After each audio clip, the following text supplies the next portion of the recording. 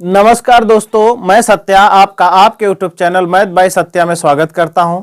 दोस्तों, आज के सेशन में एकदम प्रॉफिट लॉस का अंत होने वाला है। आज पूरा खत्म हो जाएगा, प्रॉफिट लॉस के सारे सवाल खत्म हो जाएंगे। इसके बाद हम लोग पढ़ने वाले हैं अगले वाले कॉन्सेप्ट मेरे साथियों, दूसरी टॉपिक। ठीक है, तो देर न करते हुए पहले सवाल की तरफ हम लोग बढ़ रहे हैं। ठीक है, पहला सवाल आपकी स्क्रीन पर दिख रहा है। पहला सवाल यह है मेरे साथियों कि एक वस्तु 12% लाभ पर बेची गई। यदि क्रय मूल्य 10% कम होता और विक्रय मूल्य 5.75 अधिक होता, क्रय मूल्य 10% कम होता और विक्रय मूल्य 5.75 रुपया अधिक होता, तो वस्तु पर 20% का क्या होता? लाभ होता। वस्तु पर कितने परसेंट का लाभ होता?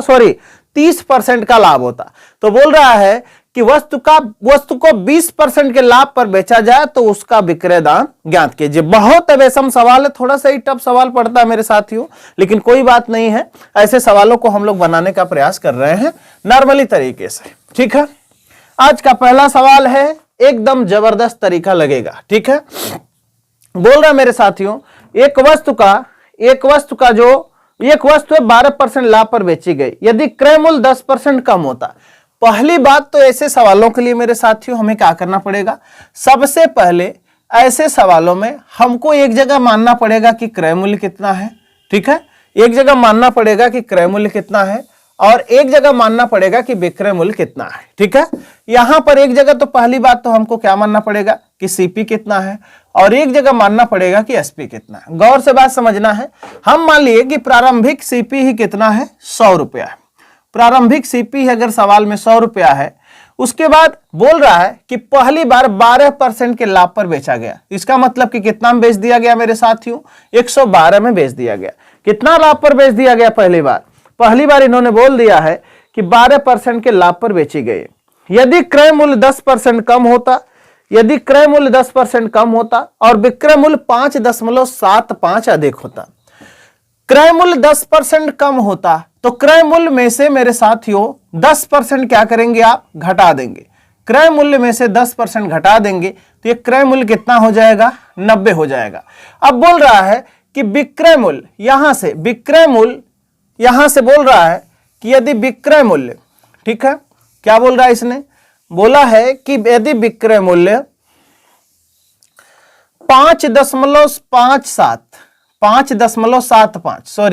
विक्रय मूल्य 5.75 अधिक होता तो वस्तु पर 30% का क्या होता? लाभ होता।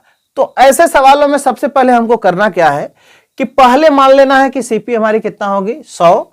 पहली बार लाभ कितना हो रहा है? 12%। तो पहला विक्रय मूल्य कितना होगा? 112। दोबारा बोल रहा है कि यदि क्रय मूल्य 10% कम होता, यानी कितना होता? 90। और यदि इसको 5.75 रुपया बढ़ा के बेचते तो इस पर प्रॉफिट कितना होता? 30% का होता। तो जब प्रॉफिट 30% का होता मेरे साथियों, तो जो प्रॉफिट होगा वो 90 से होगा। प्रॉफिट कहां से होगा? 90 से होगा। तो 30% का अगर प्रॉफिट होगा तो इस 90 में 30% जुड़ जाएगा। तो 90 का 30% कितना होता मेरे साथियों? 27। तो 90 में अगर 30% जुड़ेगा, 27 जुड़ जाएगा, तो यहां वाला जो दोबारा वाला एसपी होगा कितना होगा? दोबारा वाला एसपी कितना हो जाएगा? 117। दोबारा वाला एसपी कितना हो जाएगा मेरे साथियों? 117। ध्यान से बात समझिएगा, 90 का 10% 9 होता है, तो 9 3 27, यानी जो 30% होगा कितना होगा? 27। जिन भाइयों को समझ में नहीं आएगा वो क्या करेंगे? 90 गुणा में 130 बटा में क्या करेंगे? 100 कर लेंगे। ठीक है, तो 0 से 0 कट जाएगा, यही वाला 117 उनको मिल जाएगा। यही वाला 117 मिल जाएगा मेरे साथियों। ठीक है, अब ध्यान से बात समझिएगा कि पहले क्रय मूल्य 100 था, बाद में हो गया 112 विक्रय मूल्य। जब 10% क्रय मूल्य कम होता है तो इसको 5.7 पर बढ़ा करके बेचने में 30% का क्या होता है? लाभ होता है। तो ऐसे सवालों को इस तरीके से जल्दी आप बना पाएंगे। ठीक है, अब मैं पूछूं कि यहां पर पहला विक्रय मूल्य कितना था? 112 और दूसरा विक्रय मूल्य कितना था? 117। विक्रय मूल्य में कितने परसेंट की वृद्धि हो गई? तो विक्रय मूल्य में 12 5 17, यानी 5% की क्या हो गई? वृद्धि हो गई। अगर 5% की वृद्धि हो रही है, अब बोल रहा है कि रुपया में कितना की वृद्धि हो रही है? 5.75 की। तो क्या मैं कह पाऊंगा कि साथियों कि जो ये 5% है, यही 5.75 है। जो ये 5% है यही 5.75 है। ठीक है, अगर मेरे साथियों 5 से मैं भाग लगा दूं, अगर मैं 5 से भाग लगा दूं तो 1% का मान निकल जाएगा, लेकिन मुझे कितना चाहिए 100%। अगर 100% चाहिए किसके लिए, सीपी के लिए, तो सबसे पहले सीपी हम लोग निकालेंगे तो सीपी कितनी आ जाएगी 100%। सीपी कितनी आ जाएगी 100%। और अगर मैं इसमें 20 से गुणा कर दूं मेरे साथियों, आप सभी लोगों को पता है कि यहां पर 20 25 100 होता है, और 75 का 2 में गुणा करूंगा तो कितना आ जाएगा, 75 का 2 में गुणा करूंगा तो कितना आ जाएगा 150। 150 का मतलब मेरे साथियों एक अंक 2 अंक पर दशमलव है। ठीक है, तो यहां पर 20 से गुणा करना था, या तो ऐसे करो, यहां पर 2 5 0 है तो 0 लगा लो आप, हर जगह कितना हो जाएगा 0। 2 5 कितना होगा 10 होगा, 7 दूना 14 1 कितना होगा 15 होगा, 5 दूना 10 1 कितना होगा 11। 2 अंक पर डेसिमल है मेरे साथियों, तो 2 अंक पर क्या लगा लो डेसिमल। अगर सवाल में पूछता मेरे साथियों, अगर सवाल में पूछता कि यहां पर वस्तु का क्रय मूल्य कितना है, तो कितना उत्तर लगाते आप, कितना उत्तर लगाते 100%। 100% की वैल्यू कितना है 115। लेकिन सवाल में ये नहीं पूछा, वो बोला है कि यदि वस्तु को हमको 20% के लाभ पर बेचना होगा तो कितना में बेचेंगे।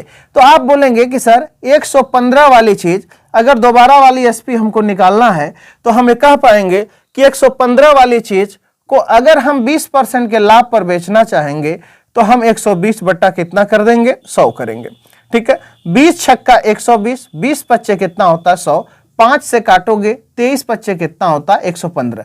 तो जो विक्रय मूल्य होगा मेरे साथियों, वो विक्रय मूल्य कितना हो जाएगा, विक्रय मूल्य कितना हो जाएगा 6 3 18 और 2 छक्का 12 1 13। तो वस्तु का जो विक्रय मूल्य होगा 20% के लाभ पर वो कितना हो जाएगा 138 रुपया हो जाएगा। वस्तु का विक्रय मूल्य कितना हो जाएगा 138 रुपया। वीडियो है मेरे साथियों, इसको बार बार बैक आकर के समझिएगा, समझने का प्रयास करिएगा। मैं फिर से रिपीट कर रहा हूं चीजों को। मैंने मान लिया कि क्रय मूल्य कितना है 100 रुपया, इसको जब पहली बार 12% के लाभ पर बेचूंगा तो पहला विक्रय मूल्य 112 होगा। दोबारा बोल रहा कि यदि 10% क्रय मूल्य कम होता और विक्रय मूल्य 5.75 रुपया अधिक होता तो जो वस्तु पर दोबारा लाभ होता कितने परसेंट का होता 30%। तो याद रखिएगा जो दोबारा लाभ होगा वो दोबारा लाभ 90 पर होगा, न कि 100 पर होगा। इतना आपको याद रखना है। 90 से 30% बढ़ जाएगा तो 90 का 10% 9 होता है और 30% 9 3 कितना होगा 27। 27 बढ़ जाएगा तो वस्तु का एसपी कितना हो जाएगा दोबारा वाला 117। पहले विक्रय मूल्य 112 था, बाद वाला विक्रय मूल्य 117 है मेरे साथियों। कितना बढ़ रहा है 5%। 5% बढ़ने की औकात कितना 5.75। हम कह पाएंगे कि 5% की वैल्यू इतना है। हमको सीपी अगर निकालना है, हमें अगर सीपी निकालना है तो सीपी की वैल्यू यहां से हम निकाल पाएंगे कि सीपी का मान कितना हो जाएगा 100%। 100% की वैल्यू 115.00। अब हमको वो नहीं चाहिए, हमको चाहिए था मेरे साथियों एसपी 20% लाभ पर। तो 20% लाभ पर अगर बेचेंगे तो 115 में 20% बढ़ा के बेचेंगे तो कितना में बेचेंगे आप 138 में। तो सवाल का उत्तर होगा 138। सवाल का उत्तर कितना हो जाएगा 138 हो जाएगा। हमें उम्मीद है कि आपको समझ में आ रहा है। ठीक है, ऑप्शन नंबर सी है मेरे साथियों। ठीक है, ऑप्शन नंबर सी है। सेम इसी प्रकार का एक सवाल और हम लोग बनाने का प्रयास करते हैं। ठीक है, दूसरा सवाल है आपके स्क्रीन पर दिख रहा है। ठीक है, इसको नोट कर लीजिएगा। बोल रहा है कि एक व्यक्ति ने एक वस्तु खरीदी, उस पर 10% के लाभ पर बेचा। एक वस्तु को एक व्यक्ति ने 10% के किससे बेचा लाभ पर बेचा। फिर बोल रहा है यदि उसने 20% कम में खरीदी होती और 1000 रुपया अधिक में बेचा होता तो 40% का लाभ मिलता। ठीक है, 40% का क्या मिलता लाभ मिलता। वस्तु का पूर्व वाला विक्रय मूल्य ज्ञात करें। पहले वाला विक्रय मूल्य जैसे इस वाले सवाल में क्या था 112 रुपया था, ये पहले वाला विक्रय मूल्य। अब बाद वाला विक्रय मूल्य कितना है 117। तो यहां पर बोला था कि पहले वाला विक्रय मूल्य ज्ञात नहीं करना था, यहां पर बोल रहा था कि 20% लाभ पर बेचा जाएगा तो क्या होगा। ठीक है मेरे साथियों, इस सवाल की तरफ हम लोग बढ़ते हैं। ठीक है, इसको मैं मिटा दे रहा हूं। ठीक है, इसको मैं मिटा दे रहा हूं। मुझे उम्मीद है कि आपको चीजें बहुत अच्छे से समझ में आ रही होंगी। ठीक है, इस सवाल में भी मेरे साथियों आप देख पा रहे हैं कि इस सवाल में भी इन्होंने यही बात बोला है। इस सवाल में इन्होंने क्या बोला है, बोला है कि एक व्यक्ति ने एक वस्तु खरीदी जिस पर 10% लाभ पर बेच दिया। एक व्यक्ति ने एक वस्तु खरीदी तो सीपी कितना हो जाएगा 100 रुपया, ठीक है। 10% के लाभ पर बेचेगा तो एसपी कितना हो जाएगी यहां पर 110 रुपया। बोला है कि यदि वह व्यक्ति इसे 20% कम मूल्य पर खरीदा होता और 1000 रुपया अधिक में बेचा होता, 20% कम में खरीदा होता और 1000 रुपया अधिक में बेचा होता तो वस्तु पर 40% का लाभ होता। तो आप समझेंगे कि सर 20% कम में अगर खरीदेगा तो यहां से 20% घट के खरीदेगा, यहां से 20% कम में खरीदेगा, ये रहेगा मेरे साथियों माइनस, ठीक है। ये क्या रहेगा, ये रहेगा माइनस, ठीक है। ये रहेगा क्या माइनस, ठीक है। तो 20% कम में खरीदेगा तो दोबारा कितना में खरीदेगा, ये 80 में खरीदेगा, ठीक है, 80 में खरीदेगा। और बोल रहा है कि यहां से अगर 1000 रुपया बढ़ा के बेचेगा, 1000 रुपया अगर ये बढ़ा के बेचेगा तो इस वस्तु पर 80 पर कितने का लाभ हो जाएगा, कितने का लाभ हो जाएगा 40% का। तो 40% का लाभ का मतलब 140 बटा क्या कर दोगे आप 100 कर दोगे, 140 बटा क्या कर दोगे आप 100 कर दोगे, ठीक है। यहां पर काट लो 20 से, 20 सत्ते 140, 20 पच्चे 100, 5 से काटोगे तो 16 बार में कट जाएगा। 16 सत्ते कितना होता, 16 सत्ते कितना होता 16 सत्ते कितना होता 112। 16 सत्ते कितना होता मेरे साथियों 112 होता है, ठीक है। 16 सत्ते 112। अब ध्यान से बात समझिएगा, पहला विक्रय मूल्य 110 है और दूसरा वाला विक्रय मूल्य कितना है 112 है। पहला विक्रय मूल्य 110 है, दूसरा 112 है। विक्रय मूल्य में कितने की बढ़ोतरी हो गई, विक्रय मूल्य में तो सर 2% की बढ़ोतरी हो गई। यहां पर विक्रय दाम में कितने रुपए की बढ़ोतरी हो गई, 1000 की बढ़ोतरी हो गई। क्या मैं कह पाऊंगा कि सर अगर 2% की वैल्यू सवाल में 1000 है तो 1% की वैल्यू कितना होगी, 1% की वैल्यू सवाल में कितना होगी 500। अगर 1% की वैल्यू सवाल में 500 है, अगर हमसे सर क्रय मूल्य पूछता तो यहां पर 100% की वैल्यू सवाल में कितना हो जाती, 100% की वैल्यू सवाल में कितना हो जाती, 100% की वैल्यू सवाल में कितना हो जाती 50,000 रुपया हो जाती। अगर हमसे क्या पूछता, क्रय मूल्य पूछता। लेकिन हमसे सर क्रय मूल्य नहीं पूछा है, हमसे प्रारंभिक विक्रय मूल्य पूछा। हमसे क्या पूछा है, प्रारंभिक विक्रय मूल्य पूछा है। प्रारंभिक विक्रय मूल्य मेरे साथियों कितना है 110%, ठीक है। आपको पता है कि 1% का मान सवाल में कितना 500, तो 110% का मान कितना हो जाएगा 110 गुणा में कितना हो जाएगा 500 हो जाएगा, ठीक है। 11 पचे कितना हो जाएगा 55। यहां पर क्या हो जाएगा, यहां पर क्या हो जाएगा, यहां पर जो 50,000 था अब वो कितना हो जाएगा 55,000। तो दोबारा वाला जो एसपी आ जाएगा, सॉरी जो प्रारंभिक एसपी होगा कितना हो जाएगा 5500। प्रारंभिक एसपी कितना हो जाएगा 5000 कितना हो जाएगा 500 हो जाएगा, ठीक है मेरे साथियों। समझ में आ रहा है कि नहीं आ रहा, सब कुछ सही चल रहा, किसी प्रकार की दिक्कत। फिर से समझो, वस्तु का क्रय मूल्य कितना मानोगे 100, बेचोगे 10% के लाभ पर तो 110 में बेचोगे। जब वस्तु का क्रय मूल्य में 20% कम करोगे तो दाम कितना हो जाएगा 80, ठीक है। और 80 में जब 40% लाभ पर बेचोगे तो विक्रय मूल्य कितना होगा 112।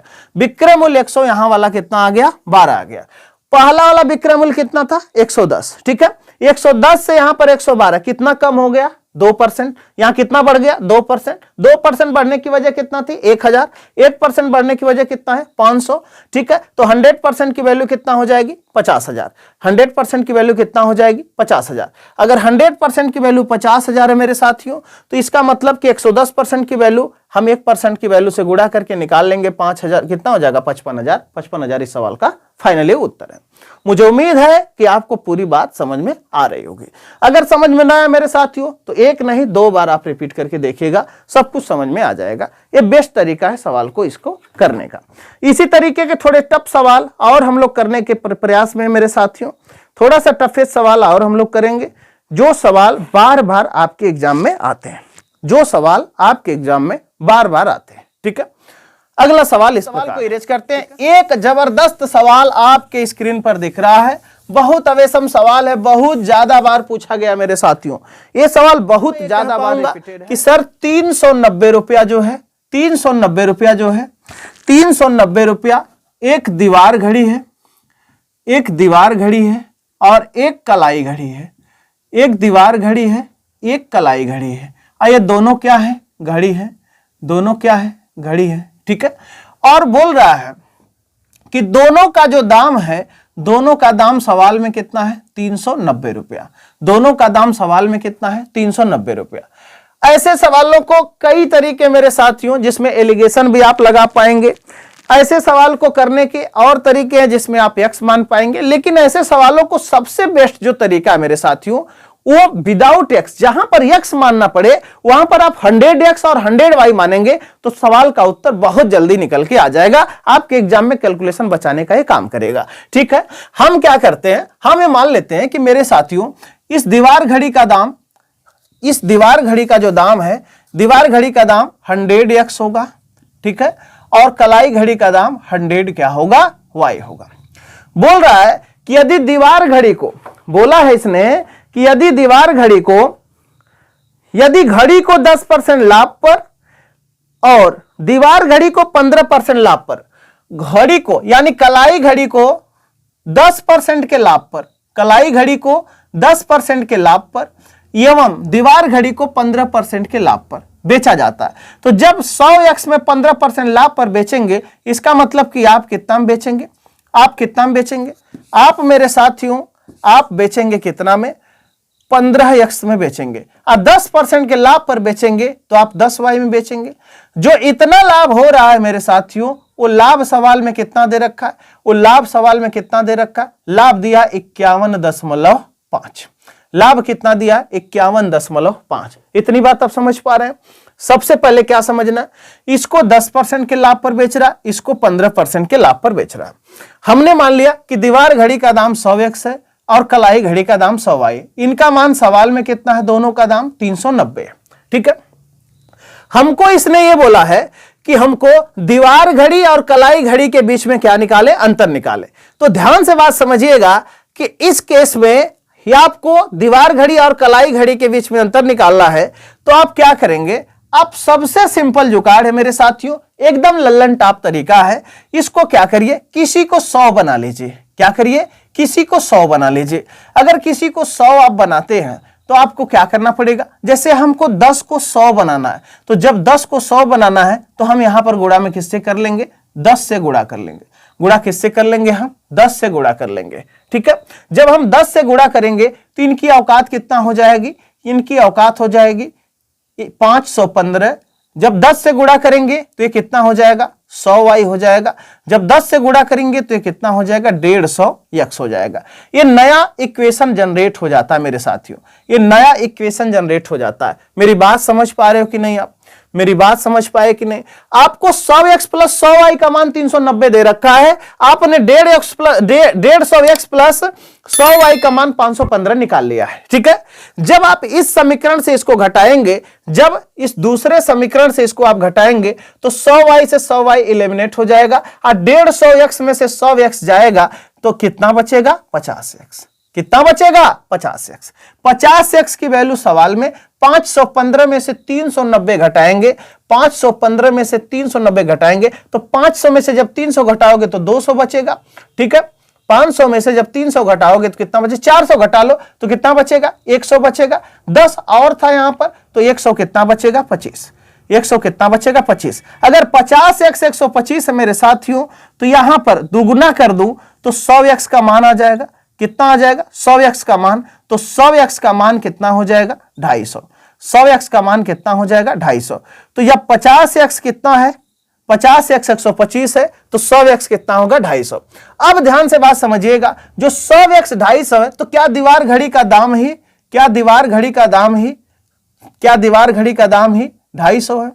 क्या दीवार घड़ी का दाम ही 250 है? अगर ये 250 है और दोनों मिलाकर के 390 है तो क्या यहां पर कलाई घड़ी का दाम 140 है? क्या कलाई घड़ी का दाम ही 140 है? ये बात समझ पा रहे हो कि नहीं? 40 50 90 2 1 300। ध्यान से बात समझना, इस सवाल को बनाने का सबसे बेस्ट मेथड है मेरे साथियों। ठीक है, बड़ा मेहनत करके सारे कंसेप्ट को जनरेट करना पड़ता है आपके लिए। आप हमेशा निरंतर प्रयास में रहें, अब की बार आपकी सफलता निश्चित है। लगातार कंटेंट मिलेगा मेरे साथियों। ठीक है, तो यहां पर बोला था कि इन दोनों घड़ियों के बीच में क्या ज्ञात करें? अंतर निकालें। तो दोनों के बीच में अगर अंतर निकालने की बात कर रहा तो अंतर आप देख पा रहे हैं कि 150 में से अगर 140 घटाया जा तो कितना बचेगा? 110। कितना बचेगा 110, जो 110 ही सवाल का हमारे क्या बनेगा, उत्तर बनेगा। 110 ही मेरे सवाल का क्या बनेगा, उत्तर बनेगा। ये सवाल को करने का तरीका, ठीक है। एलिगेशन से अगर हम सवाल करें मेरे साथियों, तो एलिगेशन से सवाल कैसे होगा। दोनों का दाम कितना है 390। 390 में हम मान लेते हैं कि एक है दीवार घड़ी, एक दीवार घड़ी है और एक क्या है, कलाई घड़ी। एक दीवार घड़ी है, एक क्या है, कलाई घड़ी। कलाई घड़ी को 10% के प्रॉफिट पर बेचा जाता है और दीवार घड़ी को 15% के प्रॉफिट पर बेचा जाता है। और यहां पर 51.5 का क्या हो रहा है, ओवरऑल प्रॉफिट हो रहा है। एलिगेशन तब लगेगा मेरे साथियों जब यहां रुपया हो, यहां रुपया हो, यहां रुपया हो, यहां परसेंटेज हो, यहां परसेंटेज हो, यहां परसेंटेज हो। या तो आप 51.5 का परसेंटेज निकाल करके इल्जाम लगा ले, एलिगेशन लगा ले, या तो आप यहां पर इसका रुपया ही निकालकर एलिगेशन लगा पाएंगे, जबकि रुपया निकालना बड़ा आराम है। आपको पता है कि 390 का 10% कितना होता है, 390 का 10% 39 होता है। और जब 10% 39 है तो 5% 39 का आधा होगा।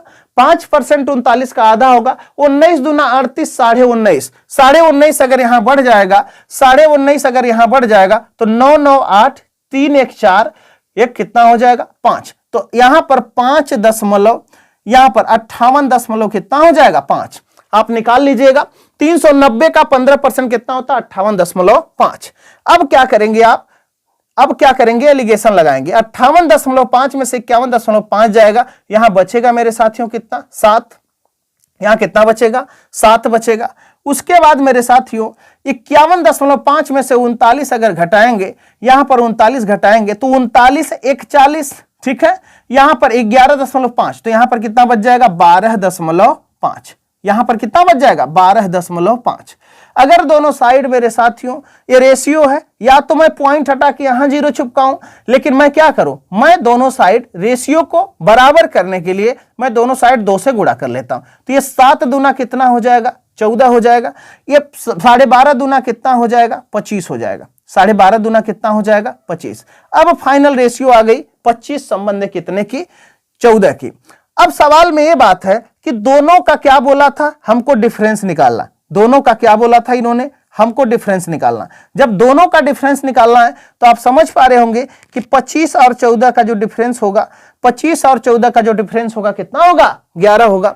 आपको पता है कि 25 और 14 होता है कितना मेरे साथियों 39, जिसमें 39 की वैल्यू सवाल में 39 के बाद एक शून्य ज्यादा है। 39 की वैल्यू सवाल में 39 के बाद एक शून्य ज्यादा है, तो इसका मतलब 110 की वैल्यू भी 11 के बाद एक शून्य ज्यादा होगी। यानी दोनों वस्तुओं में जो अंतर था, दोनों वस्तुओं के विक्रय दाम में जो अंतर था मेरे साथियों कितना था 110 रुपए का।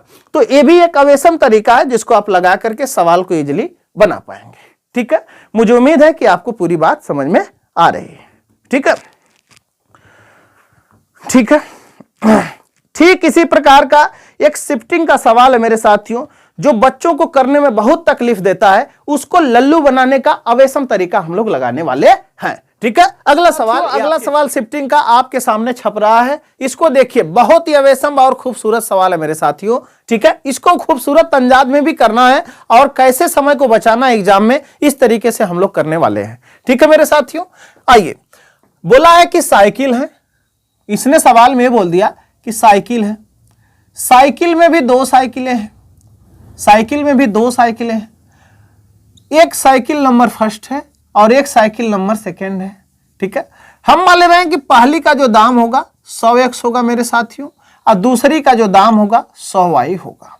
ठीक है, ये पहले इक्वेशन में बोल रहा है कि यदि पहली को 10% लाभ पर, पहली को अगर 10% लाभ पर और दूसरी को 20% लाभ पर, दूसरी को 20% लाभ पर बेचा जाए, और फिर बोल रहा है कि जब दूसरी को 20% लाभ पर और पहली को 10% लाभ पर बेचा जाए तो दोनों विक्रय मूल्यों में जो अंतर आ रहा है वो कितने का आ जा रहा है 5 रुपया का आ रहा है। अब बोल रहा है कि इन दोनों के दामों में अंतर बताइए, दोनों के क्रय मूल्यों में अंतर बताइए।